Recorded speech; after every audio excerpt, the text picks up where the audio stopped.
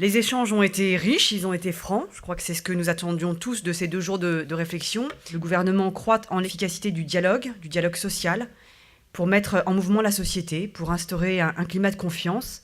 Il y croit en particulier pour tout ce qui relève de la vie culturelle de notre pays. Cette conférence pour l'emploi dans les métiers du spectacle, c'est un élément d'un processus engagé il y a 1 an avec l'ensemble des acteurs du secteur pour essayer de déployer des politiques d'emploi qui permettent d'avoir à la fois des entreprises qui se portent bien et des salariés qui sont heureux d'y travailler. Il n'y a pas d'art sans artiste, pas de spectacle sans professionnels du spectacle, sans techniciens. Nous devons encourager ces métiers de la culture, ces métiers passion qui font tant partie de ce que nous sommes. Le gouvernement, je le répète, a pris ses responsabilités. Nous avons aussi besoin de vous pour avancer sur chacun de ces chantiers. La négociation sur l'assurance chômage doit aboutir. Si elle échoue, tout le monde y perd, les employeurs, les salariés, le dialogue social. Si elle réussit, nous aurons doté notre pays d'un régime pérenne, unique au monde, il nous est envié, pour les intermittents du spectacle. Cette conférence est primordiale parce qu'elle est dans le droit fil de la politique du gouvernement. C'est un engagement extraordinairement important pour la France et le secteur de ce qu'on appelle les industries créatives. On est toujours tous les mêmes finalement à échanger et à confronter nos revendications.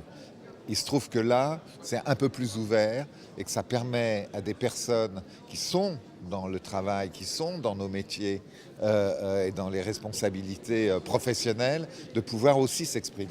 L'ensemble des acteurs, employeurs, représentants des salariés, puissance publique et collectivités territoriales recherchent ensemble des solutions parce que tout ceci fait un écosystème où tout le monde est un peu dépendant des autres. Il faut progresser ensemble et construire ensemble. Nous avons organisé des ateliers autour de 2 thèmes principaux, la structuration des entreprises et le développement d'emplois de qualité.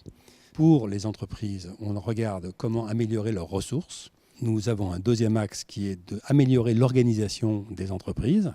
Et 3e, nous avons des pistes autour du soutien des politiques publiques qui, à travers le financement, des orientations et des régulations, peuvent favoriser plus ou moins le développement des activités de ce secteur. Les idées qui ont pu surgir, c'est les idées qui permettent de mutualiser, de mieux former les acteurs culturels, pour qu'ils puissent mieux se saisir des procédures, parce qu'il y a toutes sortes d'aides et de dispositifs dans le secteur culturel, mais il y a des dispositifs de droit commun. Et ces dispositifs de droit commun qui concernent toutes les entreprises en général, les entreprises culturelles les connaissent mal. Et donc il y a une connexion à faire pour que les entreprises soient mieux informées des procédures de droit commun, ou bien qu'on adapte les procédures de droit commun au secteur culturel. Vaste sujet. Du côté des emplois de qualité, nous avons des réflexions autour de ce que pourrait être un accroissement de la permanence de l'emploi, sans mettre en cause le principe de CDDU. L'idée, c'est que chaque fois que c'est possible, et dans les textes conventionnels, appliquer des contrats en CDI. Et le 3e point, c'est le travail sur les parcours des professionnels. Comment faire en sorte que de leur formation initiale, à travers la formation continue et leurs contrats successifs, ils puissent trouver, dans un monde qui est en très forte évolution, une capacité à conserver une activité professionnelle intéressante. Je trouve que c'est concret, que nous avançons, que nous formulons des propositions qui permettront, à mon avis, d'améliorer l'emploi dans les années qui viennent. Donc c'est très positif pour moi. L'intervention du Premier ministre de ce matin confirme aussi la volonté du gouvernement de créer un fonds pour l'emploi et nous devons tous œuvrer pour alimenter des idées pour permettre de maintenir ce fonds pour l'emploi et de trouver des dispositifs adaptés au secteur. Je crois que c'est vraiment le sens de cette journée. Le gouvernement auquel j'appartiens sait ce qu'il doit aux artistes, à leur contribution à la vie commune, à leur capacité à nous proposer un regard différent pour s'ouvrir au monde, pour s'ouvrir à soi-même et pour s'ouvrir à l'autre. Et la place de l'art et de la culture en France a toujours, vous le savez, été singulière.